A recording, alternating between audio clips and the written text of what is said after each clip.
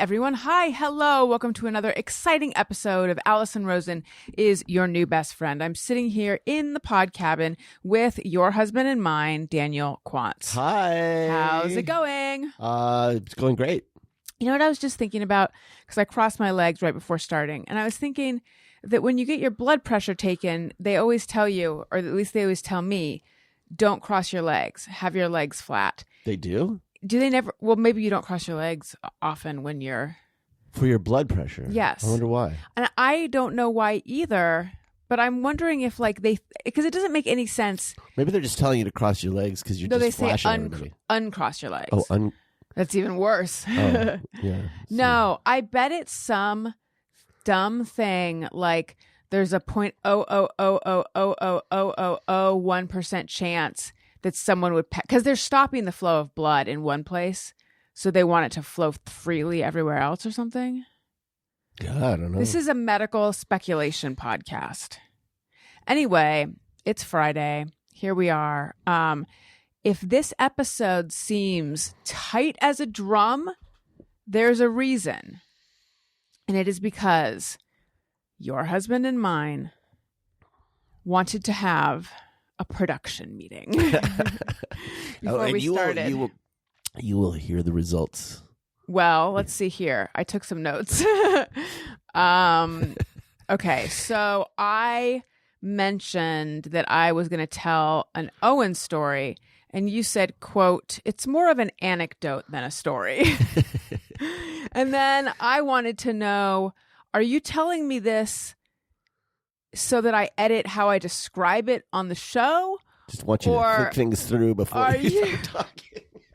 Or are you just letting me know that to you it's like should be filed under A for anecdote? And I don't know what the truth is. Well, I'm just not sure how much time you thought that story was going to take. But well, I don't think about how long each thing is going to take. Yeah. I just had made a note that it was sort of a cute, well, it's just funny to me anecdote. Yeah. Well, it's just funny to me that you would call it a story. That's all. Well, I had written... It's just a thing he said.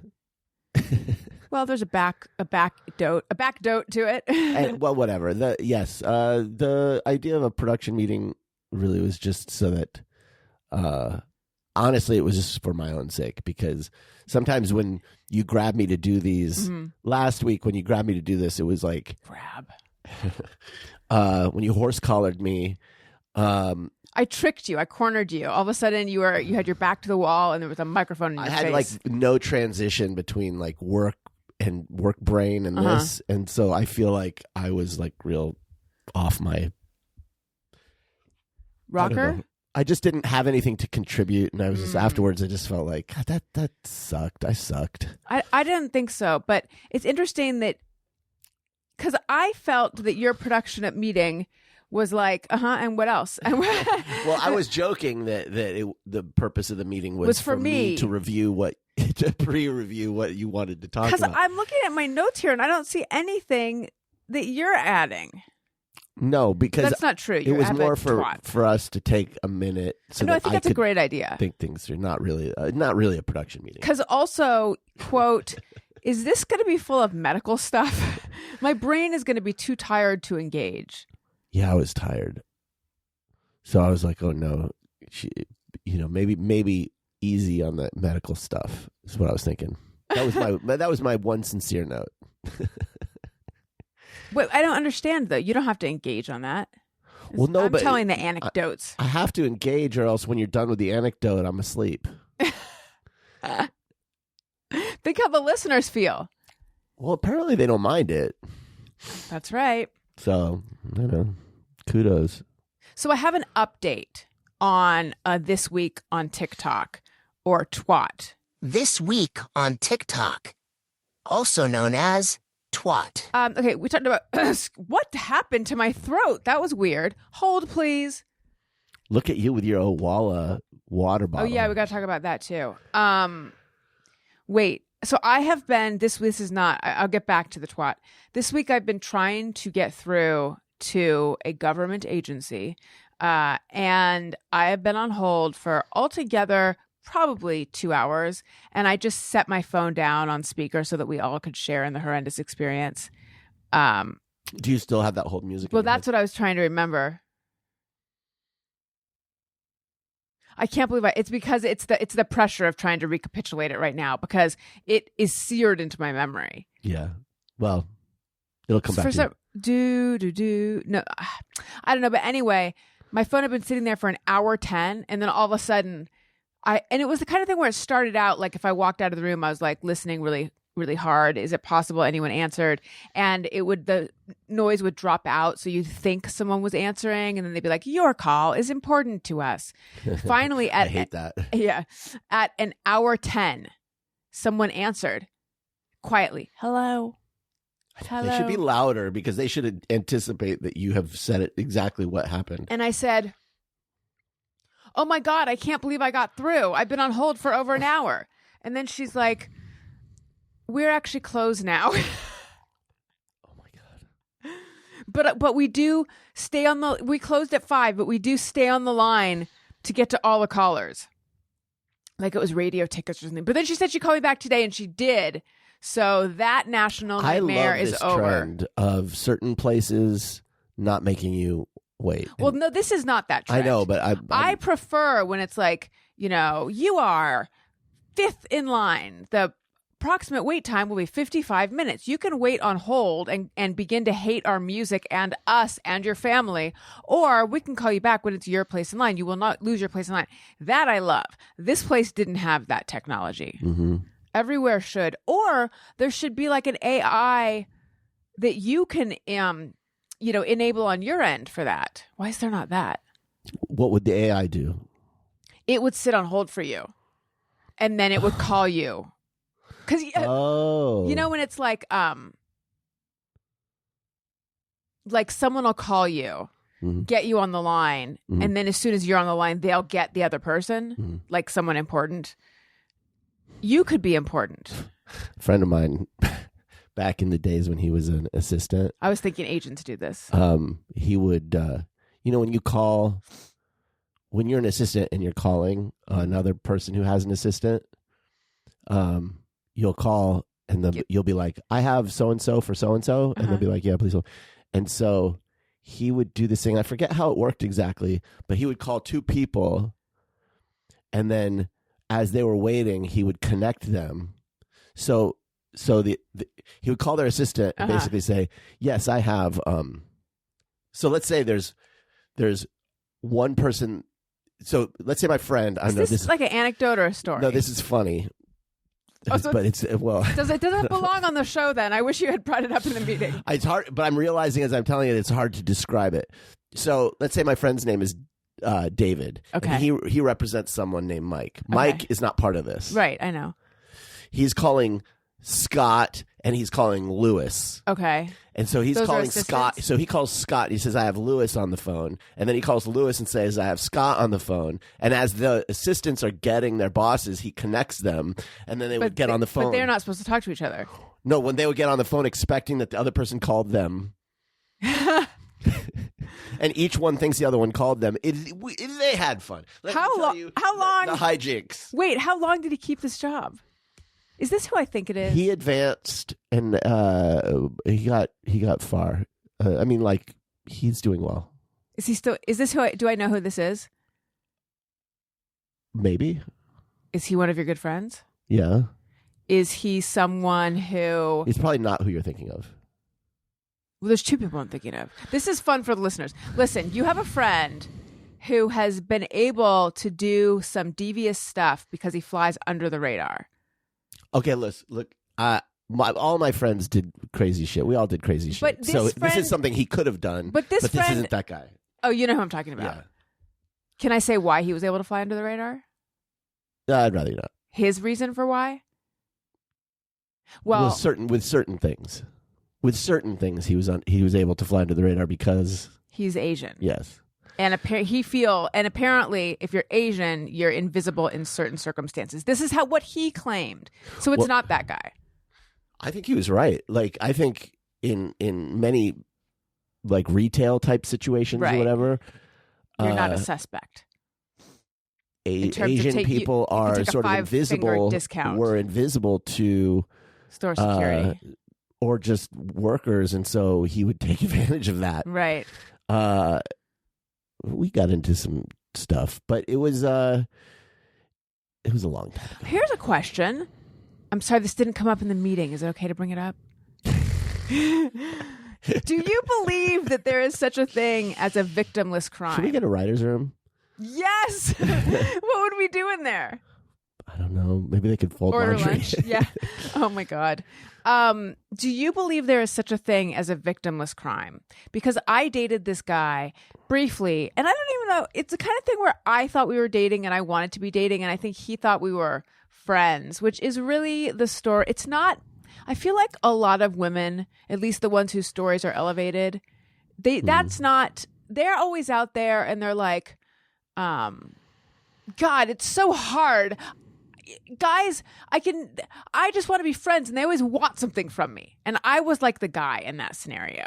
Like, I burned through so many male friendships because I always had crushes on them, and they did not like me back in that way. But anyway, so he was a hacker, and he had a famous hacker name. Because I remember later, this other guy. Did you date Jester? I dated Anonymous. He was choosing between the Guy Fawkes mask and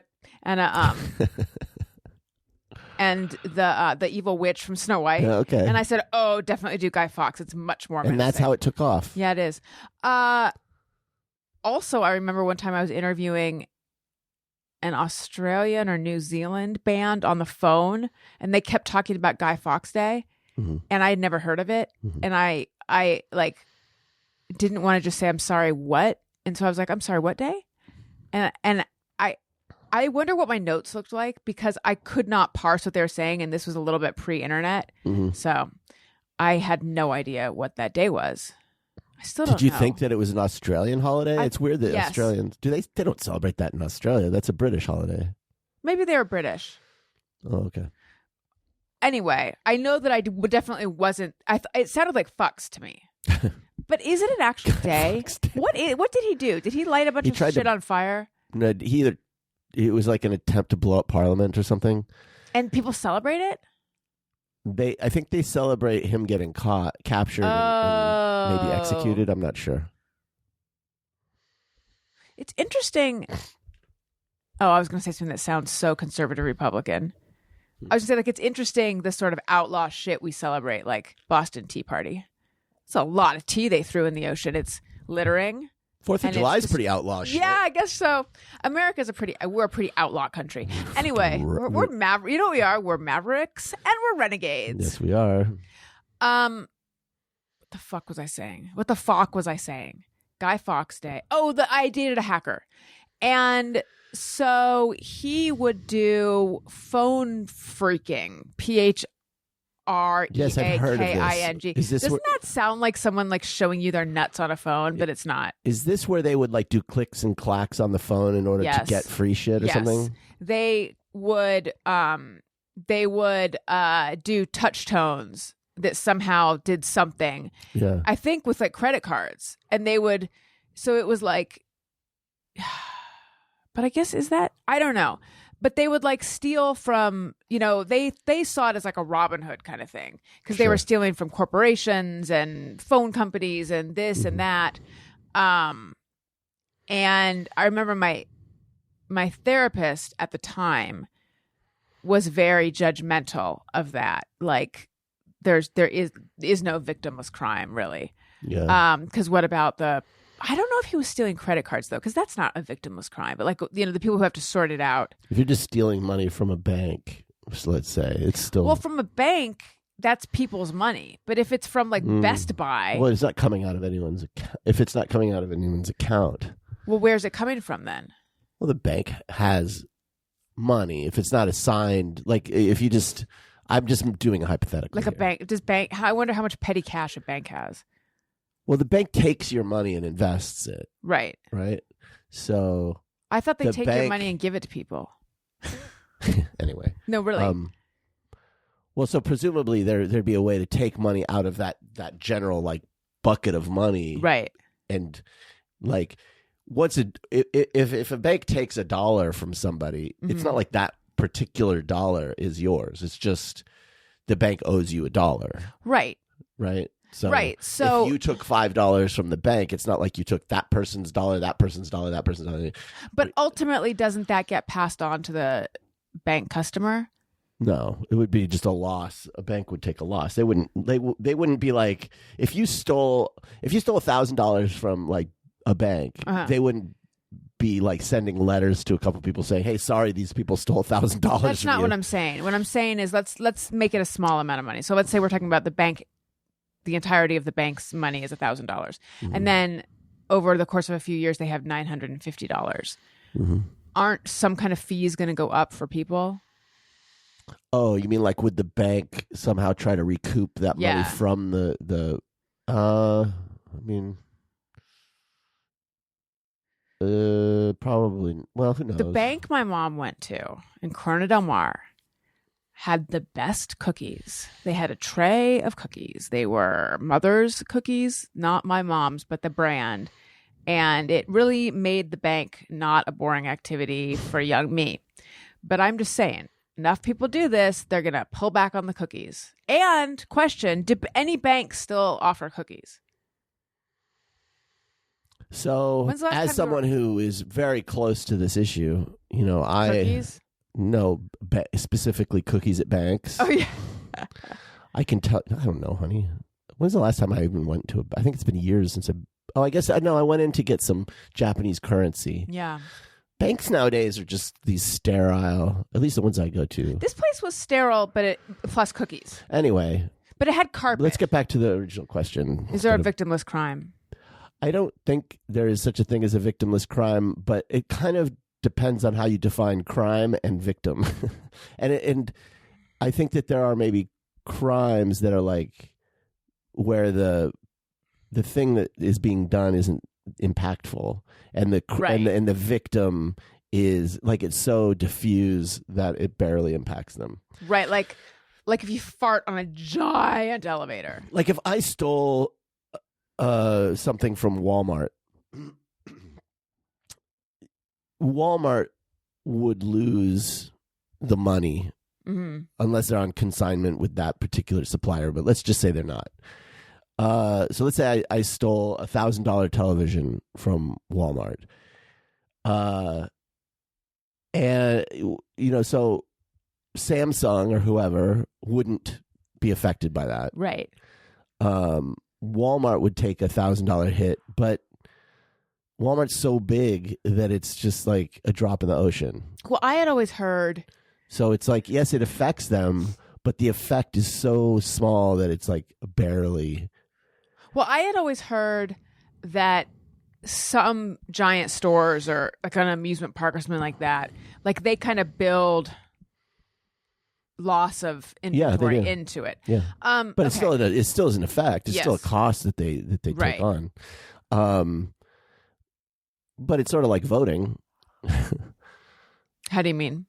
Like your one vote doesn't matter really, but if there's a lot of people doing it, then it does. So if like a lot of people are shoplifting, then so it has an effect, but it's really the cumulative effect that has the impact. Unless it's like a mom and pop store, you know what I mean? So it's all a matter of degree.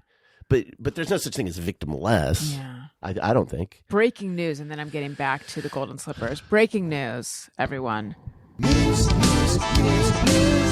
with Alison. We might have made a pretty big personal switch in our home from commercial pharmacies, specifically CVS and Walgreens, to a local mom and pop pharmacy. And I know this is what everyone recommends, but I don't really know why it never seemed like an option to us. I didn't even know there was one near us. I did because growing up, my family always went to the pharmacy that was in the building that my dad had his office in. Like they still Well, but your dad was a doctor. Well, I know, but I'm half of this us. I'm half of the us in this room. It's insane. I knew about it. I guess it's my fault. I knew about it. I just didn't even think to do it as an adult. It's like your options are. Well, I guess what I'm saying is like Walmart, the pharmacy that's in a building with doctors is to me like more of a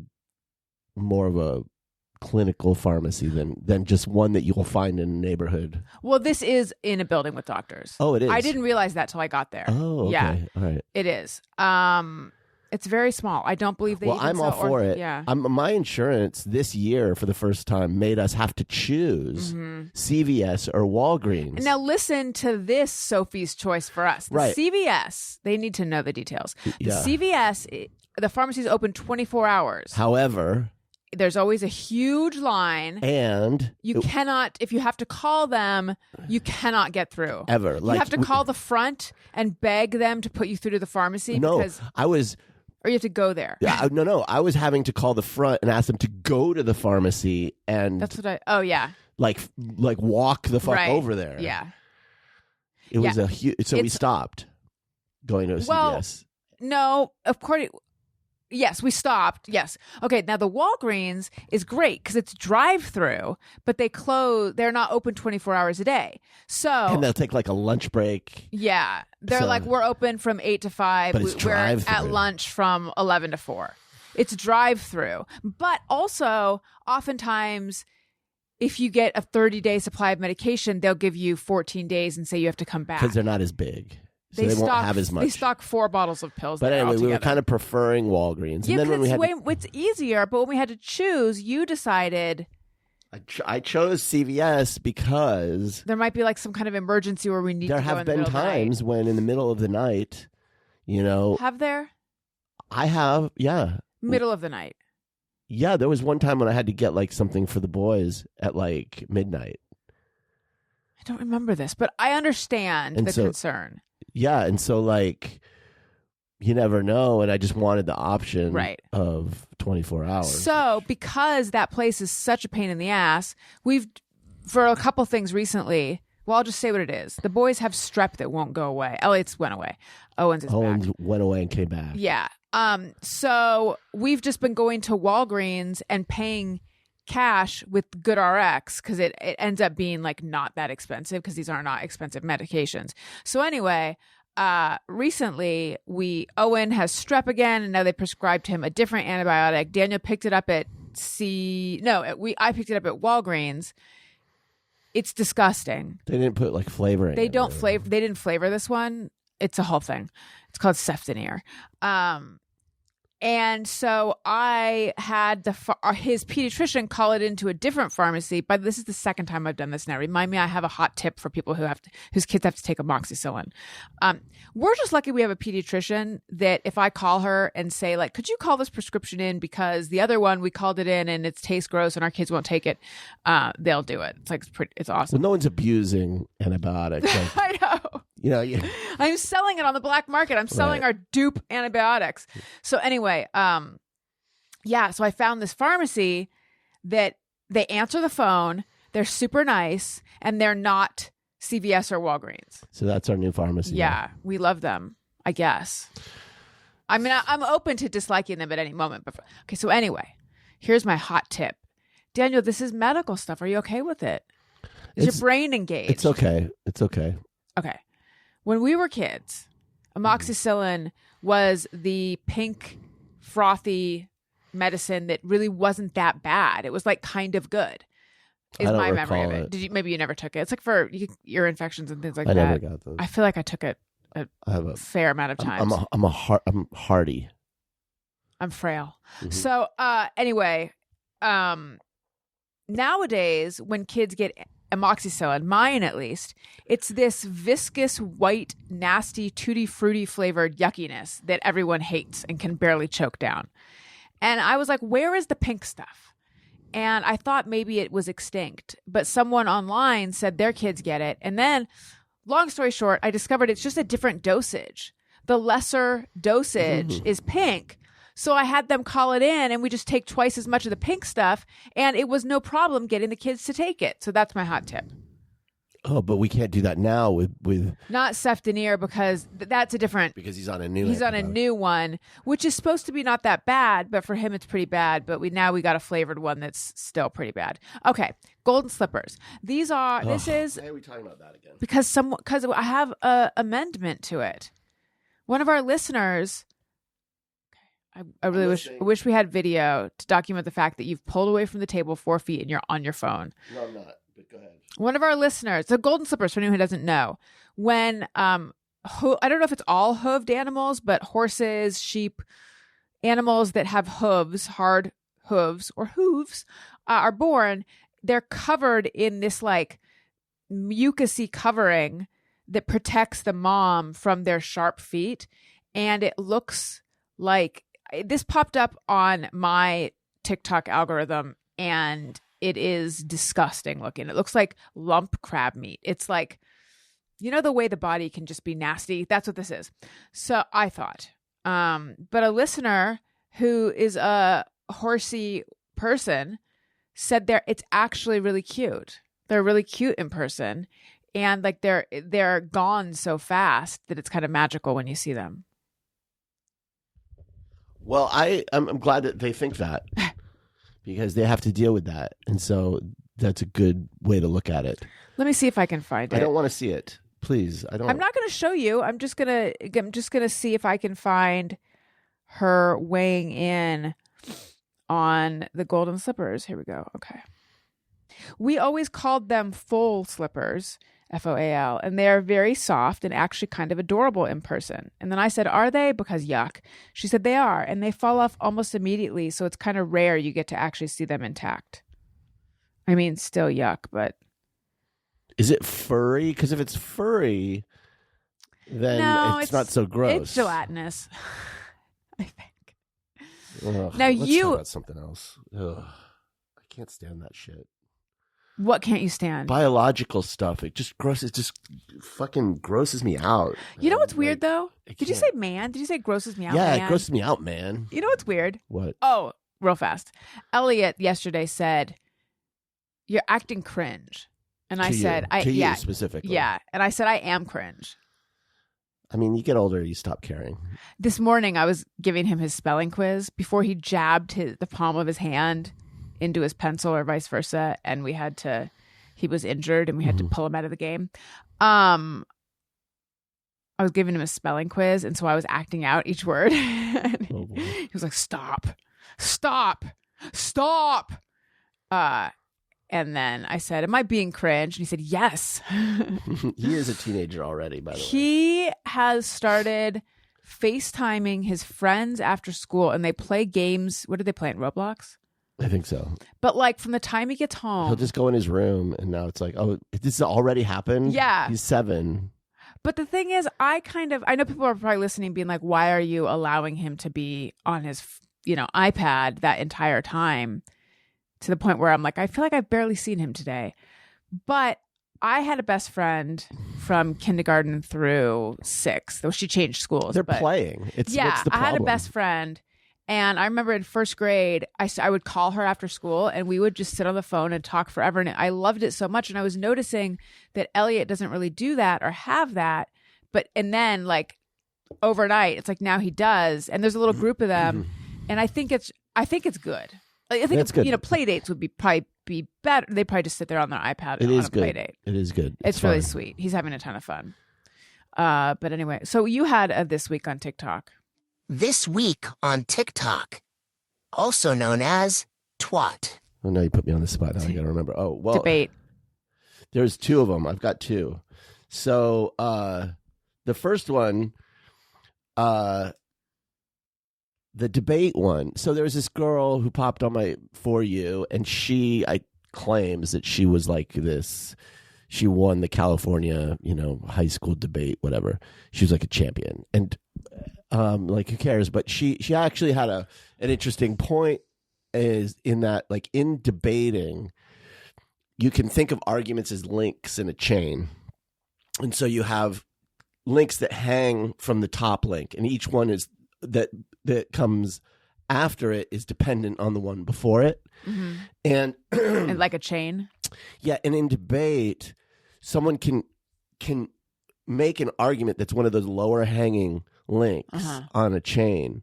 And you can spend your time focusing on that because that's the one that they're giving attention to. But it's actually way more effective in debate to attack the links above it, the ultimate because link, the Uber link. Yeah, because if you go to one of the top links, all the premises that, or the premise, not the premises, the premise, premises. Oh no, the premise that the others are founded on falls away, and so you end up attacking what they're talking about by proxy. Do you have an example of this? Well, the one that she used is like in abortion, and this is clever. She was like, when you're talking to someone who is pro-life, and they'll say, abortion is murder. She's like, if you engage in the idea that it's not murder, then you start to get into a conversation about, well, when is it murder and when is it not? Like, is it at 6 weeks or 4 weeks or whatever? And that's just like a conversation that it's not productive to you, right? Because you're by doing that, you're validating something and you're not really getting anywhere. But what she would do is say, okay, if it's murder, okay, it is murder. Let's say it is murder. So now I'm not having to talk about whether... The question is murder, when is murder allowed? You go, is murder always bad? Right. Like if someone's invading your home, is it okay to kill them? If somebody would. Right. And so like if it's okay to defend yourself, then murder is sometimes good. So now you're talking about whether or not this scenario where someone needs to get an abortion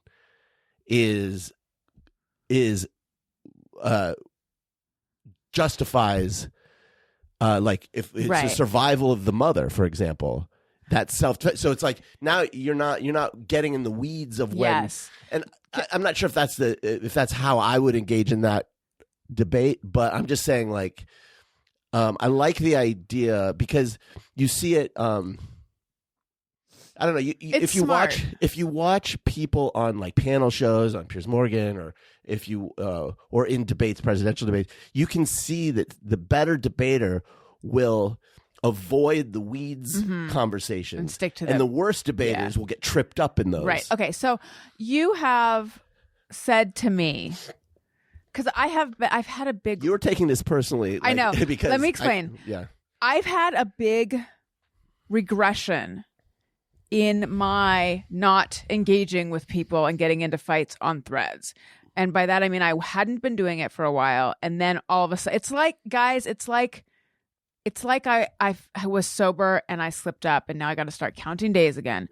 There was an explosion of me fighting with people recently. It was good to be back. But Daniel pointed out that, like, I'm letting myself be knocked off course and having these, like, ancillary dumb arguments, which isn't really my point. And I'm like, I'm not really trying to make a point. I'm just fighting with people. And then you told me this morning about this clip you had seen where Cenk Uygur. Well, an example of this thing that I'm talking about was Cenk, who's he's the guy that founded the Young Turks, was on Piers Morgan with a former spokesman from the IDF. And Candace Owens. Yes, and Candace Owens, who, by the way, who's a total Nazi, but she was like peripheral to this conversation. Can I make the point? Because I just want to get to my point. I love you. What? I was just going to summarize it real fast instead of go through the whole Cenk thing. Well, I don't know that everyone knows who Cenk is, but okay, go ahead. So, sorry, you go ahead. You're expecting me to do what you do, which is go on a whole long ass thing. Well, okay, go ahead. Don't do no, that. but it's now you've thrown me off course. Cenk started to talk in one direction. He was trying to make a point. Regardless of whether I agree, let's just say he was making a point. The IDF guy interrupted him early on in his thing, and Cenk took the bait. And he, instead of just brushing it aside, he started to get more angry at the interruption, and then start to argue the point that was thrown in as a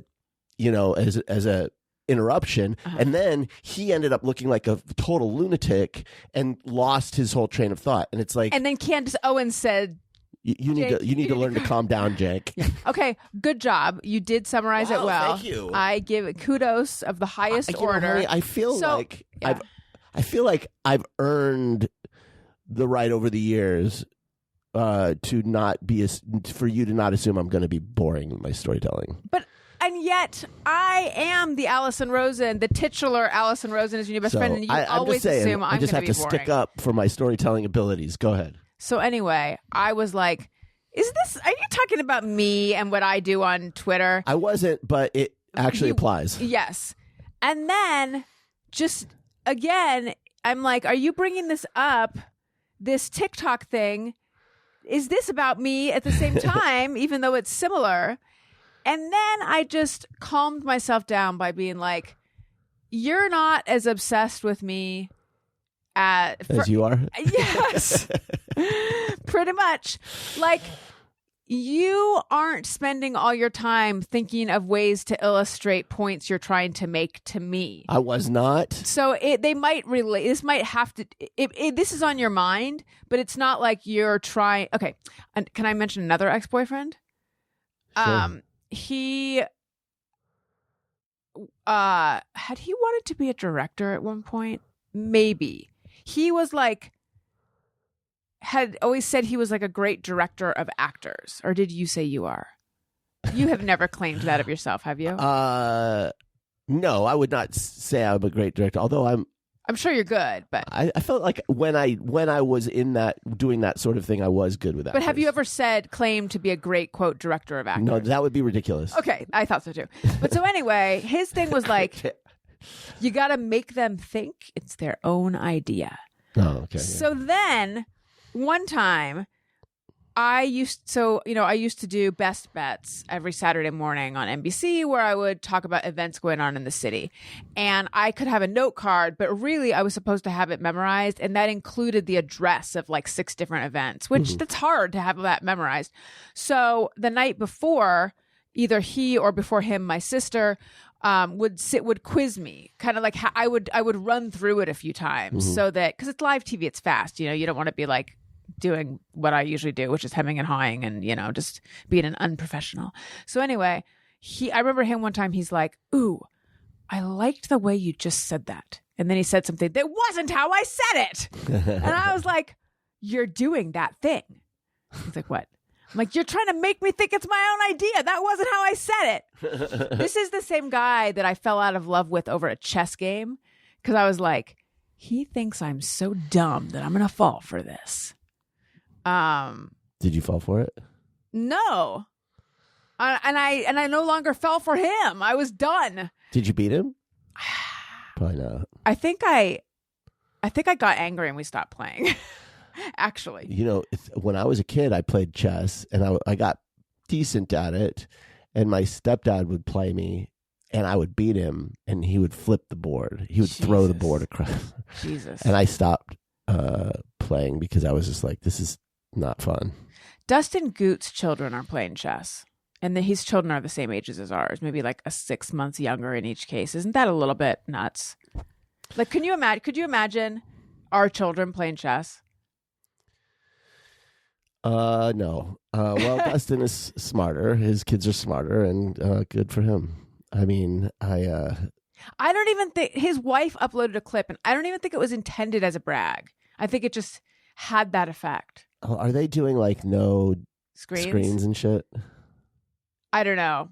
I should find out. I feel like the problem for our kids with chess is that I don't think they have the attention span for it. I don't know that Elliot would be able to maintain interest. The screens thing is a problem. We should probably rein that in.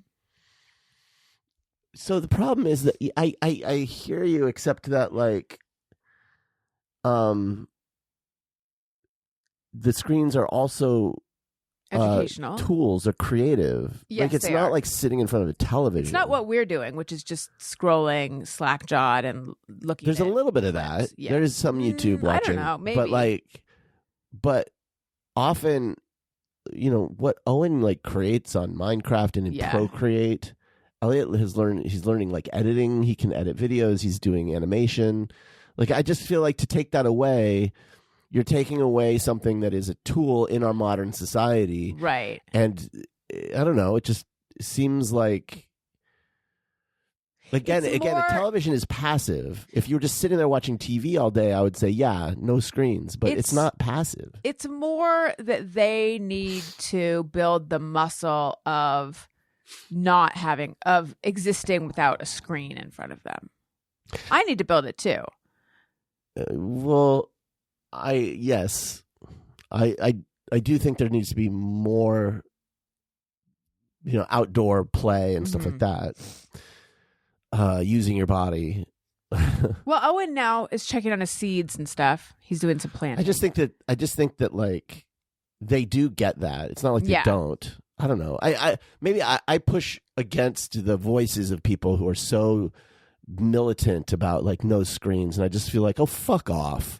Like, I get it, but like parents, man, fucking hell, like it just have the best thought for your kid, but shut the fuck up about it. Like, I don't need to hear, like, I don't want to hear your fucking extremist idea about how children shouldn't do this or shouldn't do that, or how a parent should do this. Fuck all the way off. Like, I'm so tired of it. I'm just so fucking tired of it.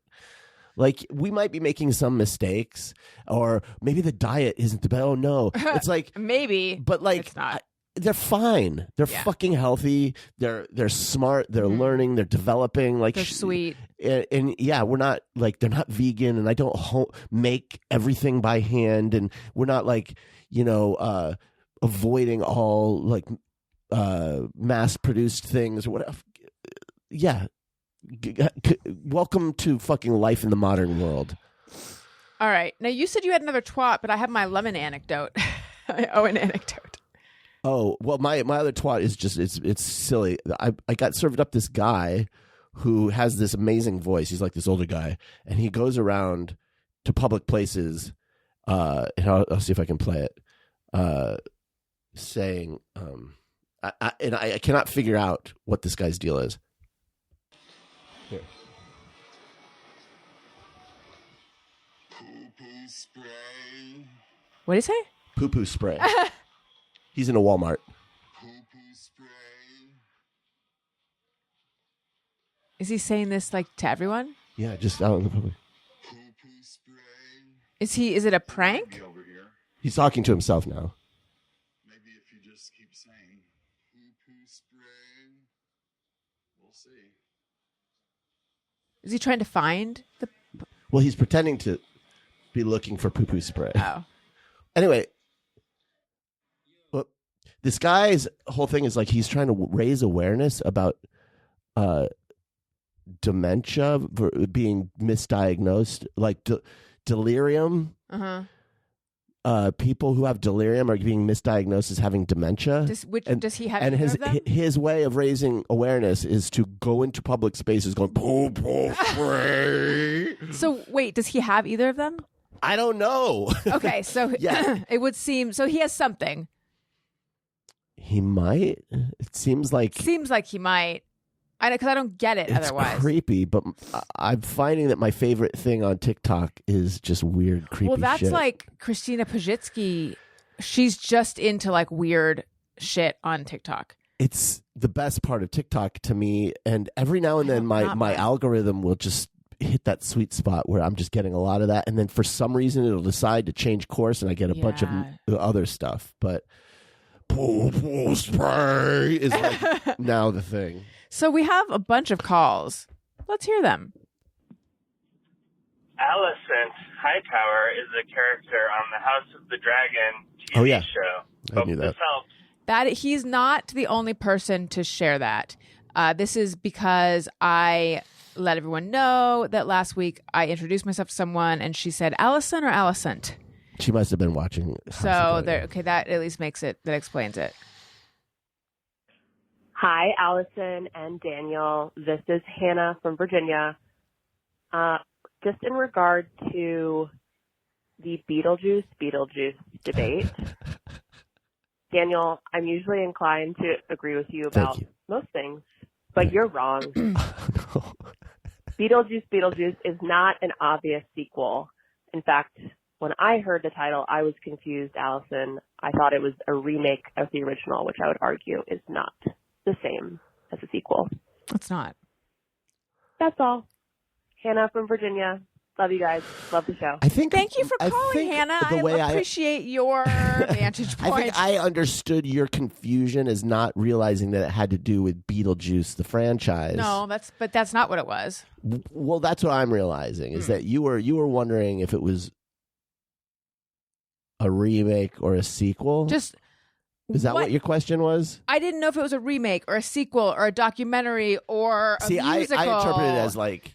Or like nothing, like okay, all right. But it could also be nothing. So that is fair. But a nod to it. That is not crazy. Okay. But I thought. Well, no, I thought your confusion was like, what is this like? You know, is it something not related to the Beetlejuice franchise? Well, if it wasn't, I mean, that's an option too, but that would be a weird one. That's why I thought I reacted. That would be weird. Yeah. Okay. All right. So it was a misunderstanding. Hey, it's Sasha in San Antonio. I'm not at a trampoline park this time. Instead, I'm helping the trampoline park enthusiast with his long division. You want to That's his child. say hi, Vincent? He does not want to say hi. All right, Sasha in San Antonio calling in again. Hope you're well. Bye. Bye, Sasha. Okay. Thanks Hi. for calling, and I hope the long division is going well. They teach math totally differently now. I know, but I can still keep up. I feel like parents need to be taught the new way because I have a hard time helping with homework. There's always a Google Classroom thing that I can never get into that like has additional resources. Yeah. Do you not get the emails for Google Classroom? No, no. Do you not get the emails from the room parents? I do for our youngest. I'm not getting them. I don't think I'm getting them for our elder. You haven't gotten anything announcing that we're the room parents and blurbity blurbity blur? I don't know. I'll have to look. I don't think I have. Okay. Hey, Alison. This is Erin from Allen, Texas. I wanted you to tell Daniel about a new bean that I've discovered, and it's called broad beans. And I've never heard of them. Maybe you guys have, and I'm just a dummy. But they were so delicious. They were dried, and they had wasabi on it. And I don't remember what brand, but, dude, it was so good. I just munched on those, and it was wasn't too wasabi-like, but it was great. Anyway, I figured he could, like, cover those on Daniel's Cool Beans segment. We need more bean content. Anyway, this has been Erin from Allen, Broad Texas. beans. Love you. Bye. Broad beans. Thanks, Erin. Yeah, there are fava beans. I didn't know that either. Bring back the beans. This looks pretty good. Fava beans, like roasted fava beans. Fava beans. I never thought of eating it like that. You're saying fava weird. It's fava beans. Yeah. What were you saying? Fava. Okay. Maybe I was pronouncing it like Brett Favre. Yeah, I think. Fava beans. Favre beans. Why does Brett Favre pronounce it that way? Favre? Because it looks like Favre. I don't know. He's trash. Daniel, on behalf of the listeners, we need more beans. I really have. I reached the limit of my interest in beans a very long time ago. Well, that's a you problem. I know. Because we have such a good song. If it's a me problem, it's a you problem. We have such a good song. Couldn't you just whip up some broad beans and try them? Think about it. I think a peanut is in the bean family. It's a legume, but I don't know. Anyway, I would try a bean. Oh, if we're talking about beans, I must remind you, my Substack, AlisonRosen.substack.com. I'm spilling the beans one by one. Oh, you know why I was pronouncing fava beans weird? Because of Sounds of the Lambs? Yes. Okay. Hey, Alison and Daniel. It's Reagan in Arizona. My family just moved back from Spain, and we're just getting settled back and into reality. I think our kids have just jumped back. We've lived here before, so the kids have just jumped back. My husband and I are kind of readjusting still. But so anyways, that's what we have going on. But I agree with Daniel that the Beetlejuice is a sequel. It's a lot to say. I don't understand why they just didn't put Beetlejuice 2. And I think one of you mentioned that.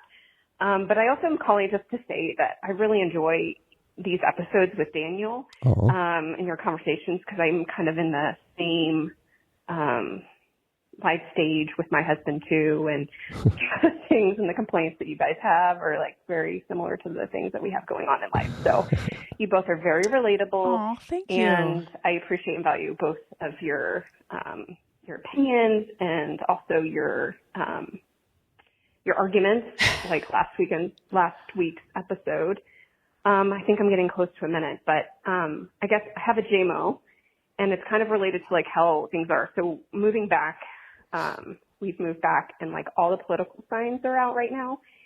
And for me, I don't know if it's for everyone, but just like even walking around the neighborhood and seeing certain political signs in people's yards, and like all the signs out on the road, on the highway, it's just a lot, and it's very triggering, especially when you see a certain neighbor whom you like care about or you like, and then they have a certain political sign out in their yard, and you know, it just kind of makes you think, wow, I didn't quite think that. And I'm trying not to be judgmental. I'm trying to be very open-minded, because there are wonderful people out there, but it is very triggering. So is that me, or is that everyone else? Mm-hmm. I hope you guys are finally feeling well and are healthy. And I'm glad your pups, I loved the photo of your pups. And I think that's it. Thanks. Reagan from Arizona.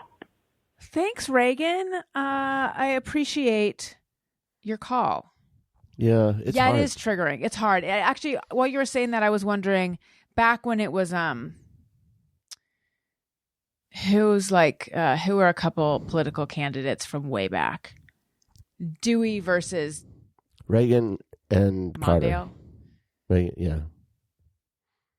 But even further back, who is Dewey? Kennedy, versus Nixon. Dewey. Who's Dewey? Didn't Dewey run against? Why don't you do one that you know? My point is, yes. Was it like, yeah, I can see why you'd like that guy, and I can see why you'd like that. It was only guys. I can see why you'd want that guy, and I can see why you'd want that guy. But now it's like, and I'm wondering if it's always been this way, or if it's just now. It hasn't. You know what I'm going to say? Go ahead, but I have an answer. Okay. Now it's like, oh my God, if you like that person, you're a bad person. Yeah. And both sides feel that way. I don't think it is our imaginations. I think that it was even back when it was like McCain, Obama. Yeah.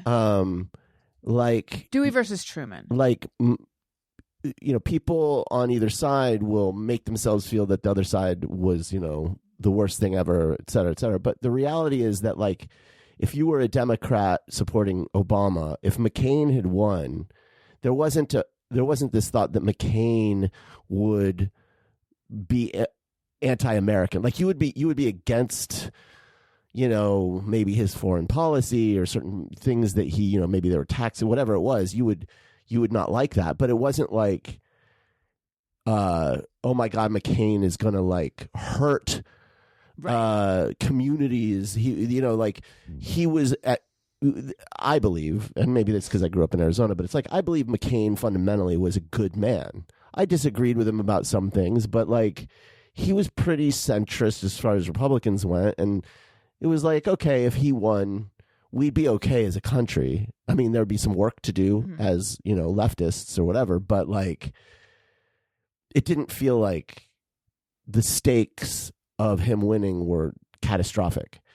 But I think with Trump and Trumpism, things have become extraordinarily polarized, not just in the rhetoric, but in the actual stakes, like in real world stakes. And I think that, like, for people who are in marginalized communities, who care about marginalized communities, people who care about democracy, what Trump represents is a threat.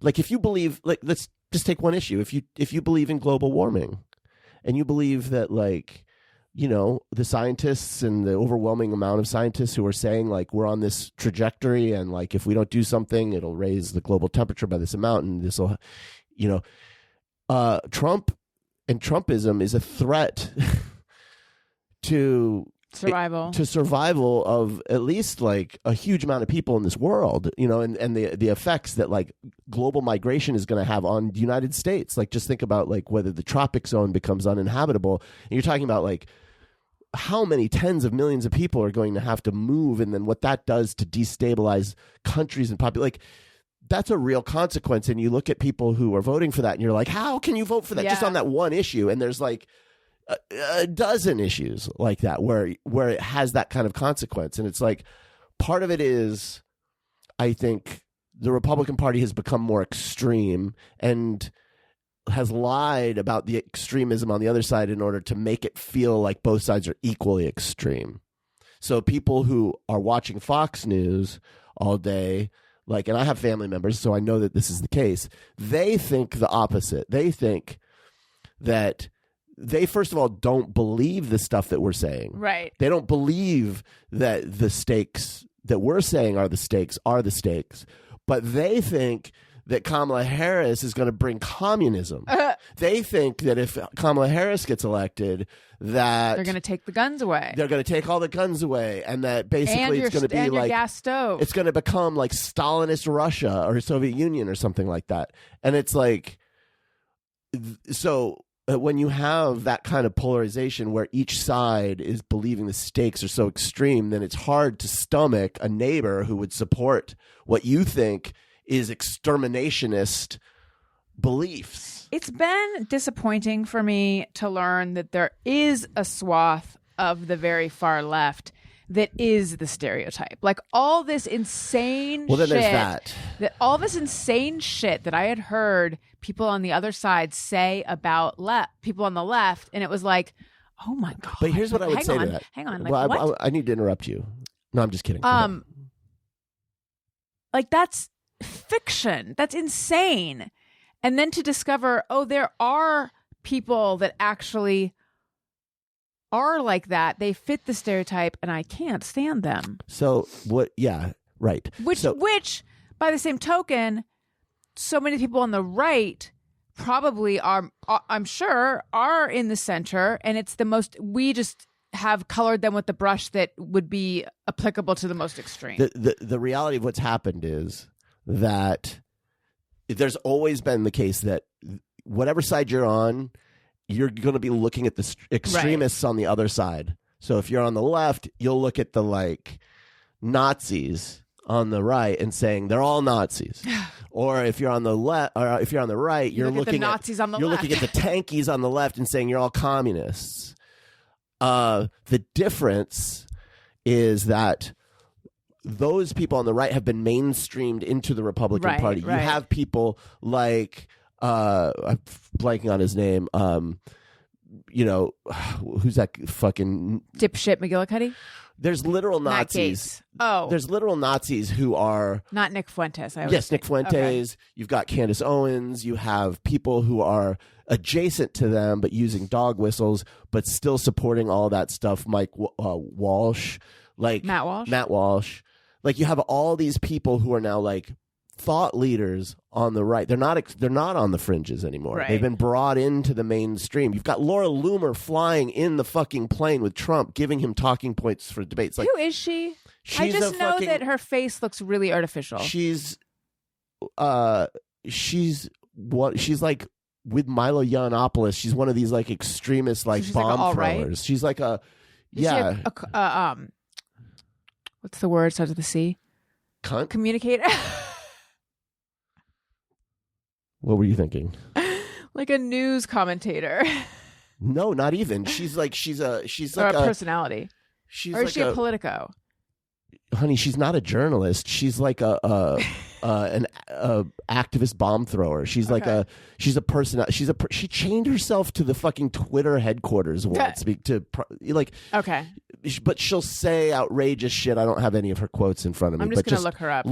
Look up what she said. I thought she was like Marjorie Taylor Greene because she always is. But isn't Marjorie Taylor Greene in politics? She's a congresswoman, honey. Yes.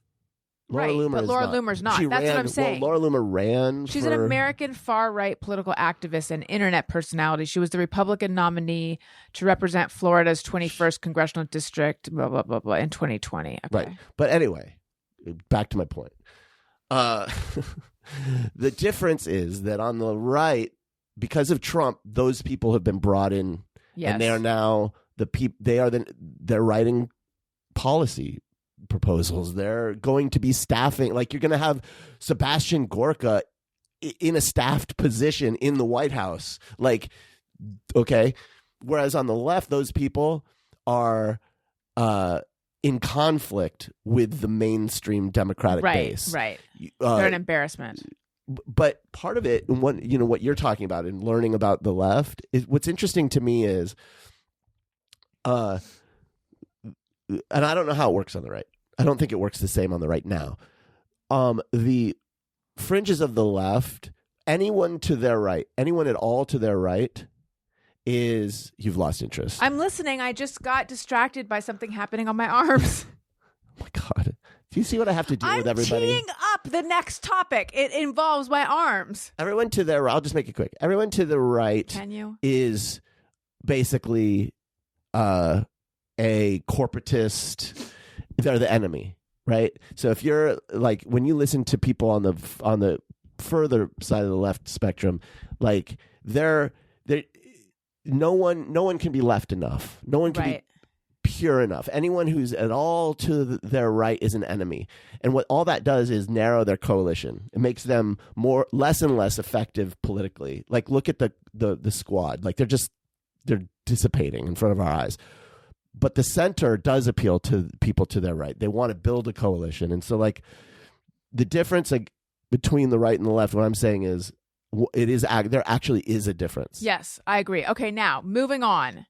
Do you notice any difference between my arms? I am convinced people give a shit about what I'm talking about. Yeah, I'm sure they do. Even though you don't. Well, I'm convinced people give a shit about my medical stuff, even though you don't. Do you notice a difference between my two arms? What do you see? One has more moles on it. Keep going. Wrinkles? Which one has more wrinkles? Well, like from leaning on the table? Like, no. I don't know. Just tell me. Nope. This is a what's the difference between the two pictures thing, like you'd find in the back of a magazine. Do you not notice anything else? Here, what if I go like this? Just tell me. One has hair and one doesn't. Oh. Do you see that? Do you notice or no? Yeah, what's that about? Which is the hairless arm? That one. Yeah. Does it look better? Well, what it is I did this TikTok while I was in Japan of all my bug bites. Mm-hmm. Compelling content. I had a lot of bug bites. And I was like, wow, hair is glinting in the sun. And then I realized, hey, I can remove, this sounds like an ad and I fucking wish it were. Instead, this is actually just something I'm saying. I have this device here where I can remove my hair. Maybe I'll take the hair off my arms. It's my at-home IPL thing, Braun thing. It's in my Amazon store, so I could make a little money off, through like an affiliate link. If I'm just saying, go ahead and buy it, please. It's life-changing. I was going to do laser hair removal, and then I thought I'm going to do it at home first, and it works. So I just wanted to see what would happen. But for some reason, I'm like, I'll just do it on one arm first. I really don't have that much hair, though. It's weird how much it really showed up on camera. So one of these days, this arm's getting hairless, too. Exciting. Does one look better? Or do you really not notice? Are you distracted by the moles? Yeah, you need to get the moles removed. Are you serious? I would be one big scar if I got all these moles removed. I was kidding. Okay. There is one mole, though. This one, because I keep, messing with it. But apparently it's not worrisome. All right. You have to go pick up Owen in a moment. Mm-hmm. So let's just close out with the anecdote that's not a story. But there are more calls, so we'll get to those next time. If you'd like to call 323-553-2331. Let me just clear my throat. Hold on, please. Okay, so as discussed earlier, Owen has a relapse of strep throat. He has to take this medicine twice a day for 10 days. He is very resistant to taking it because it's gross. So we have been trying to come up with all these different ways to get him to take it. I read that you can take a spoonful of maple syrup and then take the medicine fast, and the maple syrup should kind of cover the flavor. We've tried mixing it with things. We tried this, we tried that. And my memory of being a child and having to take disgusting medicine is not having a choice. You just take it, and it's disgusting. And it's the worst thing that's ever happened to you, but you have to do it. And then you complain about it. And then you know that you have to do it again. Like, I do not remember throwing a fit. Right. And I'm not saying that like we were better kids or anything. It's just interesting that that didn't even seem like an option for me. But so he's like having a fit and he's just bawling his eyes out. Like, we have to come up with another way. We have to come up with another way.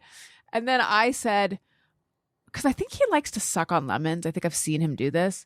And I was like, Owen, do you like to eat lemons? Because I was thinking he could like suck on a lemon and then take the medicine. And he goes, in the midst of his tears, he's like, well, of course I like to eat lemons. Like everyone does. And it struck me as funny, and I thought I'd share it on the show. It was funny. It's a funny little moment. Well, this has been... Oh, I'm going to leave everyone with a thought, because I had a thought the other day. Mm-hmm. I saw... what's going on? Are you upset with me? Yeah, but we'll talk about it later. You don't want to talk about it now? Well, no. It's fine. No, I can feel that you're upset. It's not that I'm not interested in your politics. It's that we have a small amount of time because we got to get Owen. Every time I ever try to bring up anything political, you lose interest, and then I'm left feeling like I'm ruining your show because it must be so boring, or like I must be so ranty, and I feel like and then I don't want to do this anymore because if it's like I don't want to talk about your fucking moles. I don't want to talk about the hair on your arm. Okay, I didn't even get to finish the point that I was making before. Finish. No, I'm not going to. But if I'm not interesting on here, then go get a fucking real guest. Okay, you are my real guest. I'm laughing because I'm uncomfortable. Okay, it happens to me in extreme discomfort. Honey, I was looking at the time, and I really felt like there's a couple things I want to get to. Mm-hmm. I'm sorry that I made you feel not heard. It's fine. And I also know that because I feel like I could, my behavior is defensible, whichever it is, because I'm the host of a show and I do have to like, I know, hang but it's on. like every time. Oh, I was going to say, but I know that I do this in real life too. So that's why it's. You don't want to hear me talk about politics. That's fine. I don't need to talk about politics with you, but someone brought it up, and I brought it up. Yeah, so you get me going, and then you act like you're so fucking bored. Bye, everybody. I love you. Daniel blue balls. I got to go pick up Owen. All right. I'm sorry. Well, now they're going to have to wait a week to find out if we divorced. Don't lock me out, please. Well, I did not intend. That got so real for a second. Like uncomfortably so. I did not intend to end the show sans Daniel. However, he just left. He did leave because he has to pick up Owen, but also he got really hurt by that. And I do feel bad. The truth is I do begin to tune out. This is not fair of me. When he and I were dating, I would do the Adam Carolla show, and then I would drive to his house afterwards. And then sometimes he would be like all heated up. Heated up, is that right? And want to talk about something political. And I'd be like, I just sat next to someone who ranted. Like I said it in a kinder way, but like I don't have the capacity for this right now. So much of my life, something I've realized in therapy, so much of my life has been sort of sitting adjacent to men who rant. And I wouldn't even say Daniel rants. I just, I feel sometimes like I feel like, okay, point made. No, let's move on. But maybe he didn't feel that he had made his whole point. And then I did get distracted by my beautiful hairless arm and its twin, the hairy one. It's not that hairy though. So anyway, this is going to be uncomfortable, but don't worry because he and I are doing couples therapy, which has been very helpful. I like to think we're winning. I like to think we're one of her favorite couples, and it'll all come up then. The other thing I was going to say was, I saw a video of these tiny little, they look like little mice, but they had like squirrel tails. I don't know what they are. I think they're similar to squirrels, but they were mice, but they were so cute. And then it dawned on me something that Allie Ward had said a long time ago about my fear of mice and rats. And I think she was like, yeah, it's the tails. And I was like, I don't think so. I think it's the whole kit and caboodle. But it is the tails, because mice with fluffy tails are super cute. Even if there was a hamster in my house, I would think it's cute. So why, for all the evolutionary biologists listening and the zoologists and maybe the anthropologists, I don't know, why have mice not evolved past their tails? Because they could have a good life if it weren't for the tail. And I did look up what's the purpose of the tail, and it did that AI Google thing, and it's like for balance and temperature regulation and yada yada. But hamsters are fine. So if you're listening and you're in charge of evolution, get past your tail, guys. It's holding you back. Okay. I'd like to thank everyone for listening. I'd like to remind you, patreon.com/Alison Rosen, AlisonRosen.substack.com. Times are bleak. I might have to be a single mother. I'm joking. Please, though, if you enjoy what you're hearing, I am now relying on your direct support because there's no ads in this one. Thank you so much. Thank you for listening. I love you. You matter. Goodbye. Hey, do you know about the Alison Rosen Show?